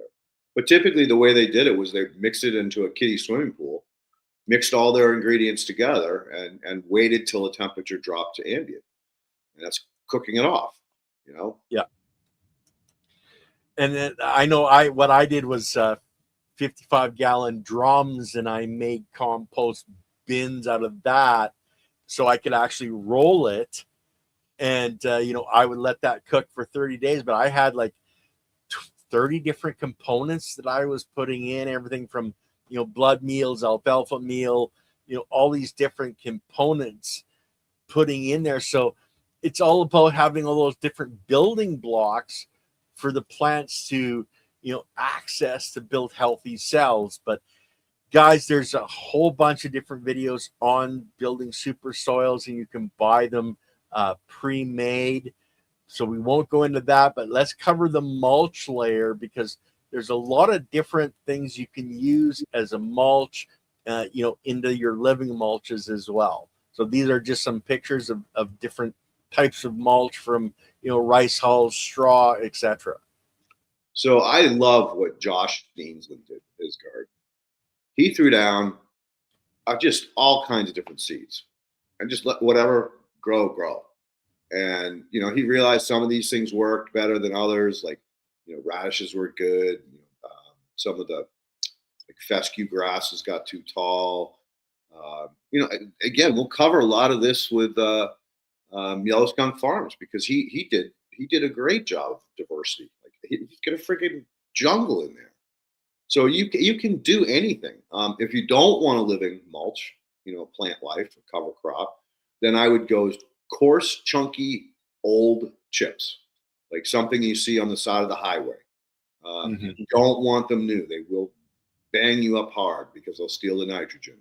So old punky chips are great, or chips that have been sitting around for 6 months to a year. They're fine.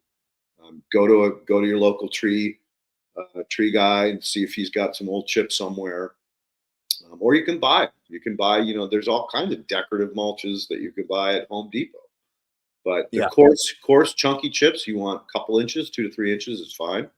You just don't want your horizon to be exposed to direct sunlight and oxygen, so that it really dries it out. And you'll see. That's what I want to point out, guys. Compost is not mulch. Get it out of your heads to use compost as mulch. You don't want your compost to dry out. Nope, absolutely not.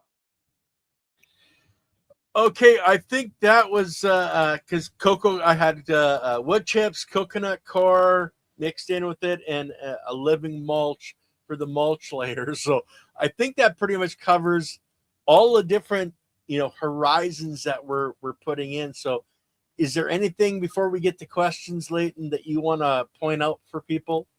No, I think I got the one that I really wanted to hammer home is the value of clay, and how important it is and how it functions to create the structure of the soil. So that was the important piece. And now we're at 25, and we're right at the right point. So let's get into this, buddy. Well, we'll jump into the last question that just came out from Squishy Mirror. Thoughts on using cardboard as a mulch? That's fine. I don't think that's a problem. It's just going to keep the sun or your lights or your sunlight from getting down and cooking anything too bad. It might not be very sightly, but sure, why not? You can cut it, trim it so that it fits around the plants. And again, the goal is to keep your compost covered. You just don't want your compost exposed to the air. We got a statement here. Most cardboards have forever chemicals. I'm not sure if that's actually true. I don't know. I mean, the colored ones, yes. The brown ones, probably not. These paper factories, you should see the sludge that comes out of them, because they're getting rid of they're getting rid of a lot of the stuff when they process it. But I think the brown cardboards are safe. Just you don't want any ink. Well, ink is mostly soy now, so you don't really have to worry about that. But if it's wax coated, don't. absolute no-no. If it's got tape all over it, remove the tape. Yeah. Or any labels, get rid of them. Again, I'd rather use natural products, not cardboard, but you know, for to each his own. Well, yeah, and guys, it's exactly that. You know, pick your battles that you can win. If all you've got is cardboard, then yes, you're going to use it. If all you've got is, say, wood chips, then that's what you're going to use. But remember, it's all about diversity, you know, in the building blocks that the plant needs. And cardboard is basically 99% carbon, which is definitely good. But just, you know, think before you do these things and do a little bit of research. But guys, I'm not going to take any more questions. We've got 24. So let's get started on those. And the first one again is that dang squishy mirror. I sort of made a horizontal system in my raised beds, sand, silt, clay, and rotten wood. And so this is a statement he made right at the actually before the show even started. And we kind of covered this, but he's doing a raised bed outside and he hasn't built the E-Horizon. So that should fine. That's fine. Yeah. You don't need the E-Horizon as long as it drains. People talk to me about, oh, I did this hole, threw a bunch of logs in there, and I built a hugel pile. No, you didn't. You built a swamp, dude. Because if that soil isn't draining, that whole thing is going to go anaerobic. Hugel culture was on the surface of the soil. They didn't dig pits. They just laid down friggin' old rotten logs and threw soil on top of it. So just keep that in mind. If you dig a hole, you better make sure that drains, or otherwise you're gonna have problems with it. Raised beds are great because even if the soil doesn't drain, eventually the soil will start to drain as the biology moves into it. But you're never going to have a problem if it get a heavy rainstorm. Water's just going to leak out from underneath it. So you're all good there, buddy. Okay, cool. But just don't put any rotten logs in your E-Horizon. No. No organic matter in your E-Horizon. So Mad Dog went, what would be a good thing for a small greenhouse like a 6x6? And this is questions from back at the beginning of the show. So what I recommend is 4, because 6 makes it very difficult for you to reach in. So most guys do 4 foot and then they stagger the plants. That way you can reach all the way in and do your lollipop and pruning or planting or removing of cover crop, whatever, or amending.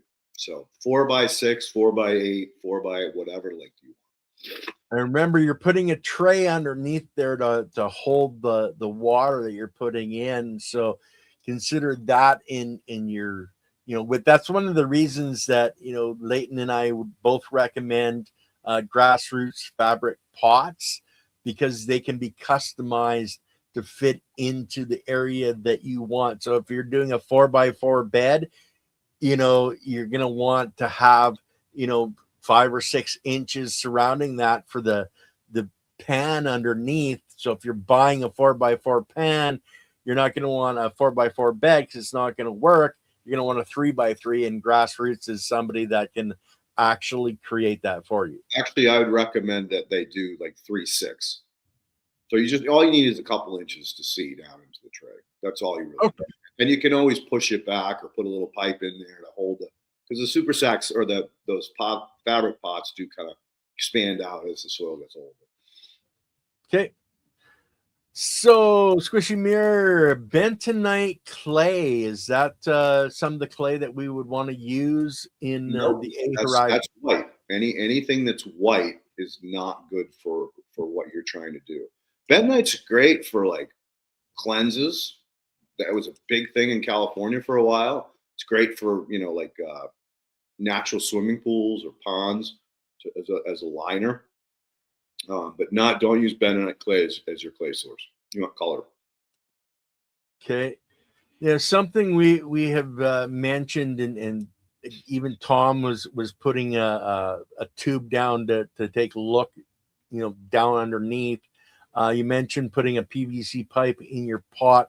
vertically to see the water level. So, when you water on the podcast in the past, would you put a bottom base pipe on top of the E horizon? That makes Um, no, I wouldn't put it on top. You want it to go to the bottom of the pan or the bottom of your pot. Um, and I've seen guys actually do a styrofoam ball with a little stick on it, or two styrofoams, one on the top, one on the bottom, and that way it goes up and down. They can actually see the level instead of having to use a flashlight, which really isn't going to tell you how deep it is anyway. You have to use a dipstick. So either one of those is fine. I mean, again, the whole goal is, as long as you have the hole set at the right level, you'll see the water drip it out. So you don't really need that pipe. But hey, teach their own. Well, I think, and I know when I built a system, it wasn't a horizontal system. I was using that as my where I could fill my water reservoir in the bottom, because I didn't have a pan in the bottom. I think with the pan, if you're using that as watering, because you're watering from the bottom, I don't know that you would really need to have something like that.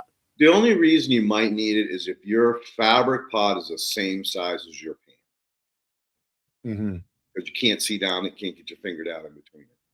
So, again, as long as you have your holes at the right depth, you don't need it. But if you're worried about your holes overflowing on your, living room floor, then yeah, put that. If you don't have a space so that you can see it or get your finger down there, then use that in that case, in that scenario. Okay, and that makes perfect sense. So, next one is, what happens with the roots that stay in the bottom of the system? Could they get something? Could they get something anaerobic going? No, actually, I've seen this before.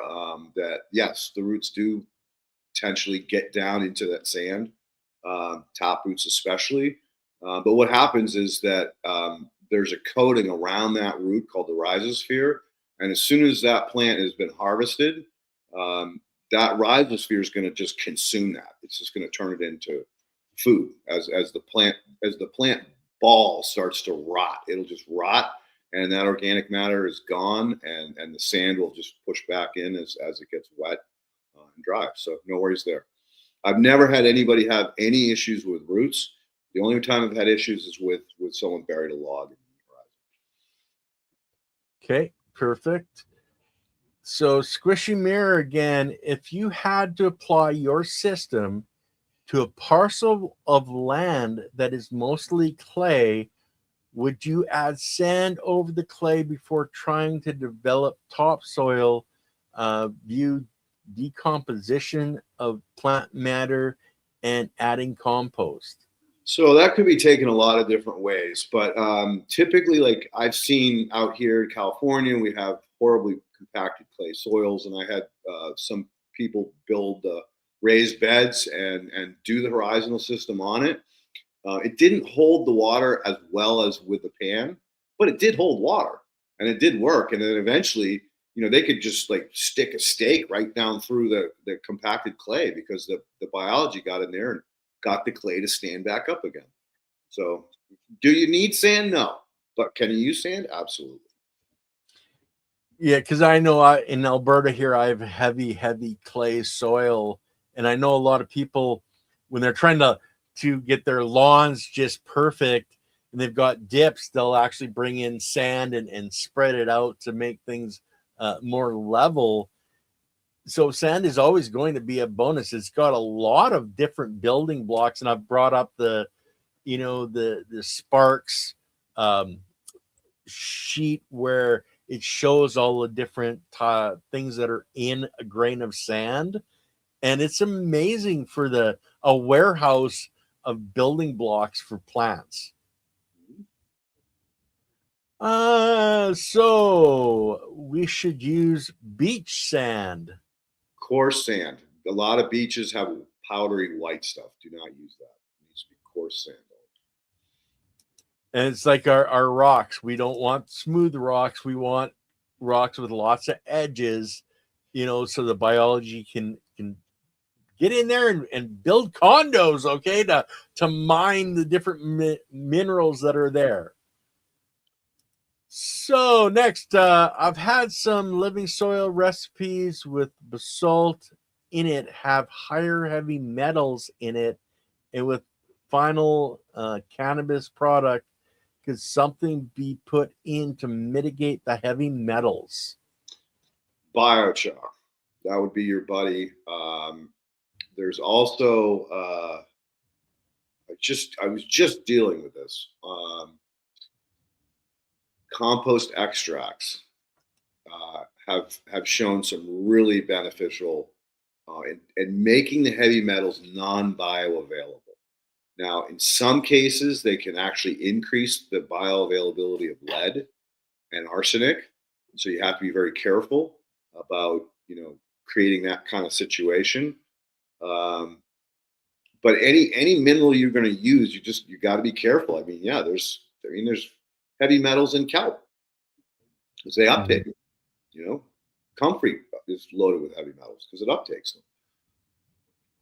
So yeah, it's a challenge if you're in a commercial grow and you're trying to stay within legal limits, which by the way are ridiculous. They're designed to prevent you from getting into the industry or from taking your product away from you and bankrupting you, because there's lead and friggin' arsenic everywhere. Dude, we went to unleaded gasoline for a reason. Our soils are polluted with lead beyond because of all of our friggin' lead burning friggin' automobiles. And let's face it, the production of petroleum, you're releasing a ton of lead and arsenic into the air. So the lead paints, yeah. from the past. Well, you know why they banished the lead paints? Well, because it was creating Faraday cages in our houses. That's exactly right. They couldn't spy on us. That's totally off topic. we'll go back to the next 17, and we got we have a little over 15 minutes. Let's see if we can bust through these. Okay, so Farmer Cheryl, can any K&F inoculant be used in the Horizon?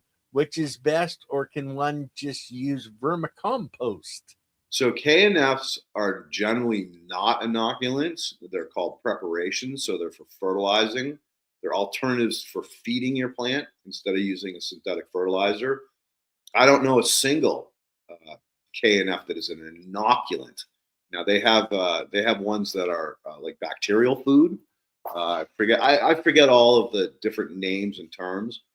But no, I'm a big fan of worm castings. There's amazing work that's been done on the benefits of that for plants. But again, that's a fertilizer. It's not an inoculant. If you want an inoculant, you make a really good compost that has high levels of protozoa and nematodes. That's an inoculant. Well, I know someone that has done a lot of the Korean natural farming. A lot of it you can add as foliar sprays, and that's really what they were meant for. But you can add those all together, and when you're mixing up your A Horizon and moistening up your A Horizon, because they're made from biology, whether it's a fish amino acid or a water soluble extracts for calcium or phosphorus, mix that in with your water when you're moistening things, and then you're adding the different biologicals in the different layers as you build them. And that's something I think we really needed to point out. We talked about fish brew, etc., at the the E horizon between the E and the A, but when we're moistening that A horizon as we're building those layers, what are you recommending for an inoculation in those layers? Like every 6-inch lift. Remember, every 6-inch lift, make it glisten like a glazed donut. That's ideal. Okay. Not soak Perfect. It, just make it glazed. So then, is it okay to use EM1 in the bottom water in the long run? Yeah, EM1 is fine. EM1 is 3 different types of bacteria. They're going to get down in there anyway, whether you water them in or whether you spray them on the sand or whatever. No, EM1's fine. Perfect. And so let's see. I'm not sure what is meant here. So, Leighton, do we have So there's perch? this guy, uh, Chad or Tad, Kiss Organics, that has, again, I don't know whether it's jealousy. I don't know what his problem is, but he attacked me on saying, "Oh, this is a perched water table." Well, you'd have to understand what a perched water table is and what it was designed for. It was designed for exactly like SIP tables. So it was used under putting greens, sports field, like the Yankee Stadium. They had a perched water table. But no, this is different because those soils are engineered soils. They're 98 to 99% sand, 1% organic matter, no clay. So this is a completely different system than a perched water table. And if you Google perched water table, they'll explain this all. But, it's common knowledge. It's for engineered soils. I'm not engineering a soil. I'm creating a soil profile that mimics nature. Totally different animal. Creating a living soil system from all the different layers of the biology that are necessary for it to cycle properly. So Squishy Mirror wanted to know, can you use the bentonite clay as your liner? Yeah, if you want to. I mean, that's not a problem. I mean, as long as you don't have animals that are going to burrow through it. I mean, that's always been the biggest issue with bentonite clay as a pond liner, was that you still got to use like all kinds of wire mesh cloth, and pretty much you should be using stainless steel because otherwise it's going to rot. And then as soon as that rots, you're going to have ground squirrels and mice and rats, chewing at it. So your call. I mean, that it would be a lot of work to use bentonite versus just a liner or a tray. Okay. So quartzite cannot be used. All right, quartzite and schist are completely different. Schist is a pretty soft material. You can easily split it with a an axe or a hammer. Quartzite is friggin' indestructible. It's super super hard. It's actually used as countertops and it's quite beautiful. So those are two different animals. Again, get yourself a quick guidebook or a field book on minerals and rocks, and you'll see there's just thousands. Well, yeah, probably thousands of different types because you have metamorphics, which are a mix of sedimentary and igneous, and in different proportions, they create different hardnesses and different mineral properties. And I've had stone that I cut with a grinder that actually expanded. It was wild. And that was another property of sand, of clay, that people don't understand. When it gets wet, it expands, and that Mhm. compacts it even more as it's pushing against itself. So anyway, two different minerals, but yeah, get yourself a guide. Geology is really cool. Well, and we want all kinds of different rock and more variety, just like our biology. We want variety, biodiversity. So, Farmer Cheryl, can the clay from the horizontal system be from the compacted area, even though it has problems? Would the horizontal system improve the clay? Just asking to save time and money. Yeah, we talked about that. But building raised beds on top of this hard pan clay out here in California, and it just loosens that clay up over time. So, will the clay compact in the horizontal soil system? Absolutely not, because it's going to be attached to the organic matter, and it's going to be stacking like it's supposed to in nature. As long as you don't compact it or use synthetics, you're going to be fine. Okay. And then her next one, have you ever encountered clay that after a heavy rain is like walking in quicksand? All right, that's complicated. Yes, clay when it rains becomes slicker than ice. So if it's squishy, it may probably have contained quite a bit of clay, but it's not probably pure clay. It's probably a combination of other things. Again, pure clay will roll up like a snake in your fingers, where these what we call contaminated clays that have sand will feel gritty. If it has silt, it'll fall apart. It won't stick together. Just think about pottery, right? If it rolls like a snake, you know you could use it for pottery. Okay, cool. Now this next one, if the E-Horizon does get anaerobic, how will we know, or how can we check if it's anaerobic if the plants start showing there are problems? Use your nose. Your nose knows. And that's the whole point of using rocks and sand in the E-Horizon. It creates a barrier from going in. It can't go in. It's basically like groundwater. Well, before we effed everything up, right? Groundwater was the purest water. Everybody drank it right out of their well. You could drink any stream or river or lake you wanted until we had mass expansions and started using chemicals.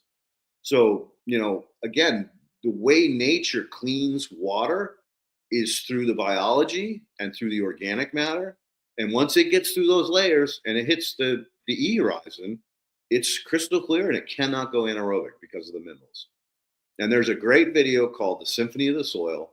About halfway through that documentary, which is free on YouTube, you'll see a gentleman doing an experiment showing you how organic soils filter water.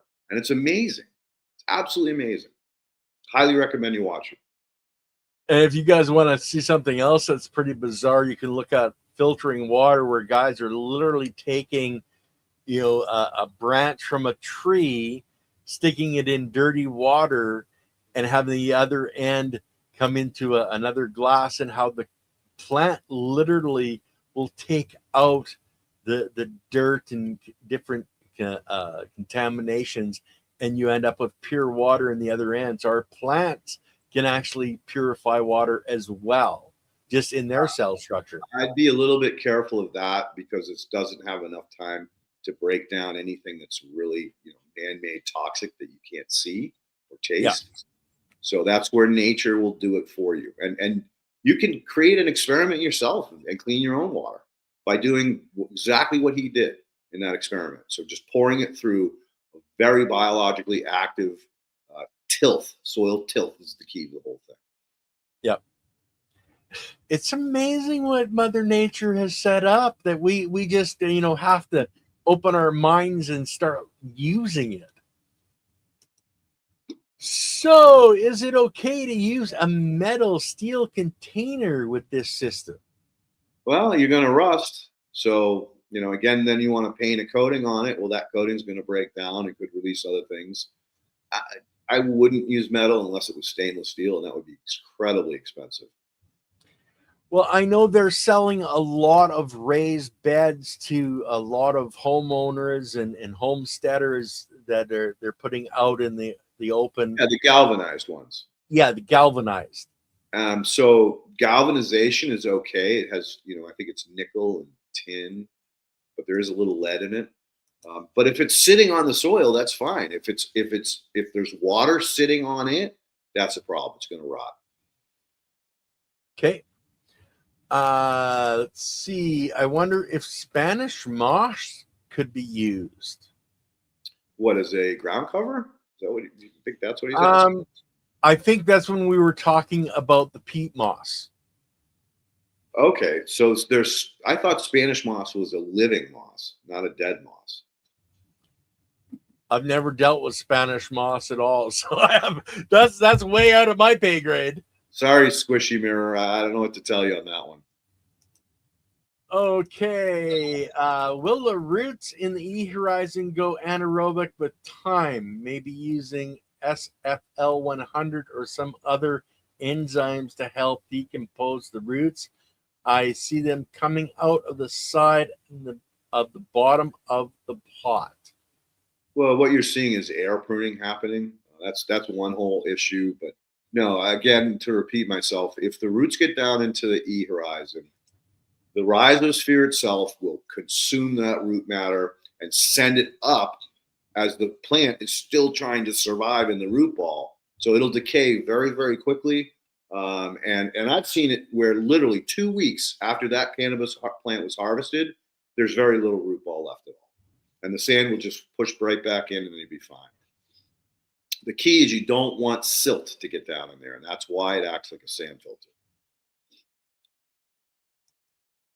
So the next one, any important advice for us running them already, not just putting them together? Do you think the soil test between the runs is a must? And can I just wing it or do the test once a year? I get that question a lot. And, to be honest with you, it's up to you. Are you pushing the plant or are you stewarding the plant? So that's up to you. You want to push that plant, then you want to get testing and you want to add nutrients between runs. But if you're just like nurturing the plant, you're just being a steward and letting the plant do whatever it wants, then it's going to have enough minerals for 1,000 years in the soil system, in the clay, sand, and silt, and organic matter that you top dress, because you are at some point going to have to top dress a little bit, because as that organic matter gets consumed by the plant, it's going to go down naturally, not through compaction, through consumption. Big difference. Yeah, definitely a big difference. And then you're going to want to, top dress. That's one of the reasons, like, we talked about, your mulch layer and a living mulch, but can you spread like a compost in that living mulch to bring that back up? Or do you think like a total chop and drop and add a layer of compost and then another layer of mulch would be better, Leighton? I think, personally, chop and drop, just cover that with chips. You don't need to add another compost. If you're adding compost because it's been consumed, that's a different animal. And you'd add a layer of compost and then add another layer of chips, because those chips are going to break down eventually too. So you're going to have to add compost and chips at some point in the future, or compost, or chips, or compost and then cover crop. But either way, that's really up to you.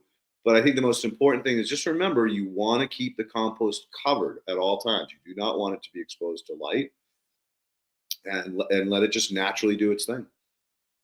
Cool. So we're getting to the end of the questions. Been using my Horizonal SIP for 3 years now. All is good, but wondering how would grab a soil sample to test. So that's easy. You want to just, get a little spoon or something, bend it at a 90-degree angle, just dig down about 6 inches, 4 to 6 inches. That's the way you get the soil sample. I mean, I'm assuming you don't need to test your water. But if you're concerned, if the plants aren't looking good, then I would try to figure out a way to sniff the water just to make sure it wasn't going anaerobic. Again, that's why those minerals, the sand and the rocks, are so important, because they create a mineral environment where the water cannot go anaerobic. Perfect. No, guys, we have 54 comments in the live. I'm not even going to go back to it because we're at the end of the show. But Leighton, this has been an absolutely brilliant show, and I think we've covered all the different steps for a person that was wanting to build a system like this. I think we've covered everything that was really necessary. Well, there's still 2 more questions if you want to grab them. Well, actually, it's only showing me one that have got starred, and it's actually more of a statement. Somebody that's looking for guests that Mad Dog wanted to point out to us. Oh, okay. Yeah. So, well, thank you guys for participating. It's always a pleasure sharing knowledge. It's what I'm pretty much here to do. Yeah, the system, again, is biomimicry. It's nothing special. I didn't invent this. Nature invented it. Gaia invented it. I just applied it, and the reason I applied it was because I'd learned this, or was forced to learn the hard way, with architects inappropriately planting. And when I questioned them, they would be just, oh, whatever, just throw some dirt at it. And I was like, that's not going to work, man. I understand geology, hydrology, and all of this stuff. And no, you can't plant a swamp maple and surround it with boxwoods that want their feet dry and then put it on one friggin' irrigation system. I'm going to have to modify the soil. And they're like, well, do what you have to do.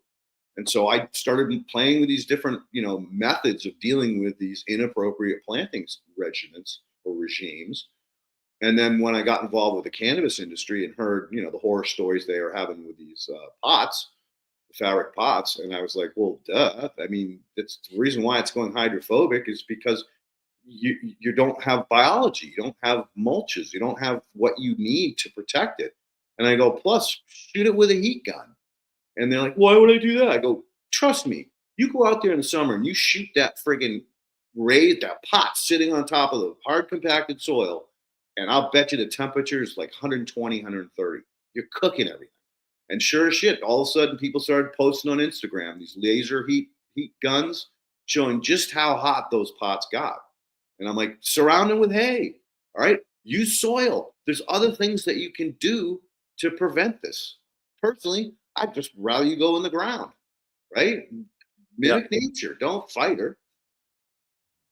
Well, and that's one of the things that the Horizonal system has really created is a complete biodiverse system that we can all use. And like, guys, we've been talking a lot about, the larger containers, but you can do this in I think a 6-inch pot. Would you think? I've done it. All my house plants have been upplanted and I use the Horizonal Soil System. So it can be used in a 4-inch pot. Doesn't even matter. As long as you have the percentages right, it's going to work for you. Absolutely. And what's crazy is that, like the tomatoes in sand experiment, we documented how biology can convert sand into silt and clay. We increase the percentages through the roof on both of them. So again, it's all about the biology, right, Ken? Exactly. Without the biology, we don't exist because the biology controls cell division, and we're all just a bunch of cells, same as the plants and animals. Yep. I'm into that. And I love that comment that I made with Kip on the phone was like, or Kip on the podcast was, all right, so if the soil on top is newer than the soil underneath, where did it come from? Mm-hmm. It's all about the biology, guys. Okay. We're gonna stop there. Andy and I should be back on this Wednesday if California doesn't drop off into the ocean over the next couple of days or the Cascades blow up. We'll be on Wednesday, and we're actually going to be talking about mulch.